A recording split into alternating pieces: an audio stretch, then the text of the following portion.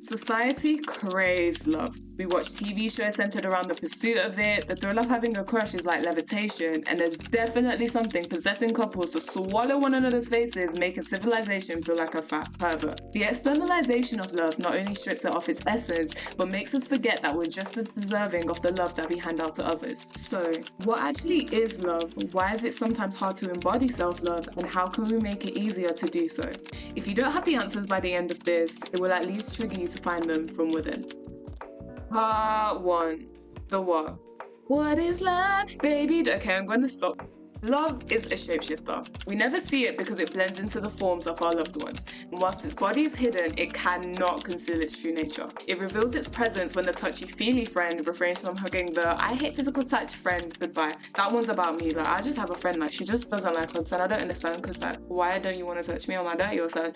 Anyways, you can smell its scent when your grandma jumps from her seat and barricades the front door like misplaced furniture before allowing you to leave the house without taking the £20 that she gave to you. Listen, like, grandma, if you're listening to that, I just don't want to take from the last pennies off your pension. Anyways, its heartbeat is heard when your siblings message you, wishing to know when you'll be home late at night. It may also be because they want you to stop by KFC on the way back. Honestly, I've done this so many times. Whether it's through different people, acts, intensities, or emotions, every manifestation of love is founded on the same heart. Since love cannot be confined to a formal feeling, it is therefore a set of principles consistent across any relationship dynamic. Patience that you show your friend who needs to hear for the 76th time that her man is embarrassing her, this is not directed, is generated by the same love that inspires the patience that parents show to their toddlers during the terrible twos phase. In the same way that love causes siblings to get along only an hour after chasing each other around the house to inflict bodily harm, it also drives couples back together after conflict and confrontation. If I gave further examples for every other principle of love, I'd be there.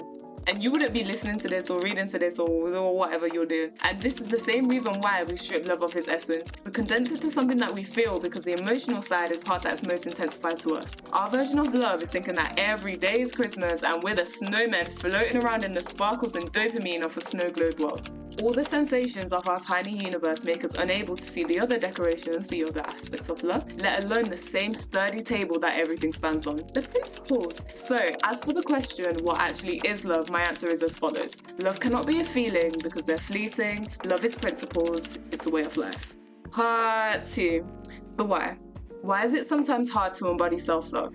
Okay, so if love is a shapeshifter that we never see, how much harder is it to apply it to ourselves? My answer lies in this analogy, which I hope makes sense. Picture a crazy artist repeating the same painting over and over again like a madman. Like, there's blank canvases towering over him like a gentrified block of flats. Paints are scattered across the floor like Lego pieces ready to be victimizing anyone who walks on them. And then his only form of light is a little fireplace in the corner. Whilst he blends colour into emotion on the back of his hands and spreads them into stories on the canvas. If he notices even a speck of colour out of place, he flings the entire piece into the fireplace. He recreates the same artwork over and over again until he's spiritually drawn to just one of them. And all the lifeless canvas can do is just sit there pretty, not seeing or hearing or feeling that it's been chosen above all of the other ones. We're the paintings in the scenario, like we're the canvas, and the artist is everything that makes us who we are. But we don't recognise it. I doubt you sit there like just crunching the numbers on the remarkability of your being, and it's part of the reason why it's hard to embody self-love. I bet you didn't even know that the chances of being alive are 1 in 10, and when I say 10, I mean 10 to the power of 2,685,000, which is basically zero. I hope you were paying attention in maths because I'm not even going to explain that. Who needs the lottery when you've already been born?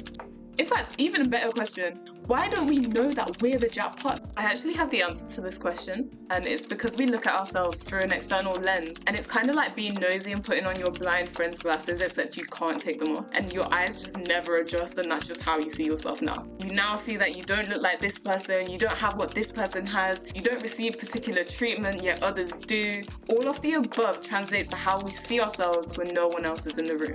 Even if the externalities were true, trying to be lovable in the eyes of the world doesn't do anything for self-love because each and every one of us is bespoke. Can you jam your neighbour's key into your front door thinking that's going to open? Like, unless you go try it and come back and let me know how that went for you. Furthermore, our parents are our first loves. How they treated us in childhood was a determining factor in how we love ourselves in a world telling us what love is. Not having a firm foundation makes it harder to digest self-love. It's kind of like having a foreign food that you're almost allergic to. Anyway, self-love Self-love is difficult to embody when everything you learn about love is external. You never learn that it's supposed to be internal. So when someone tells you to love yourself, it might feel like being a baby that's just been plopped out into the world and being told, nah, just walk, bro. Like, just get up and walk. Yeah. Part 3.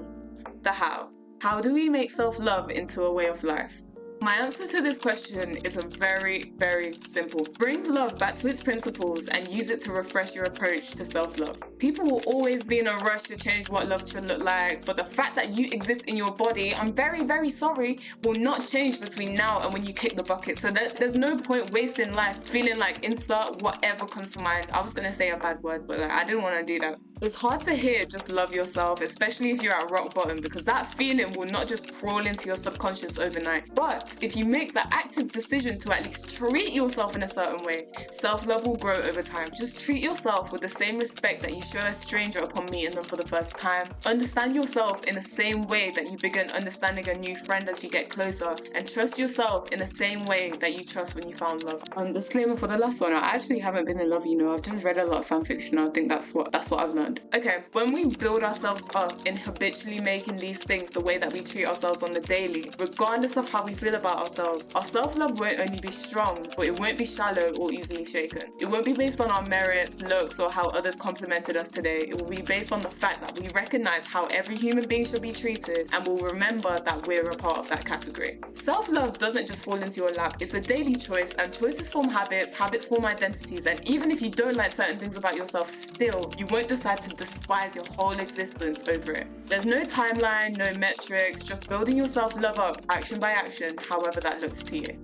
To conclude, we all have times where it's difficult to love ourselves, and it's inevitable in a society that often removes love from its core principles. This leaves us trying to apply it to ourselves like we're jamming a puzzle piece into the wrong place. Once we see love for what it truly is, we can give it to ourselves in its purest form. Always remember that the first person that you should receive love from is yourself. Anyways, until next Friday, Alicia, the adult.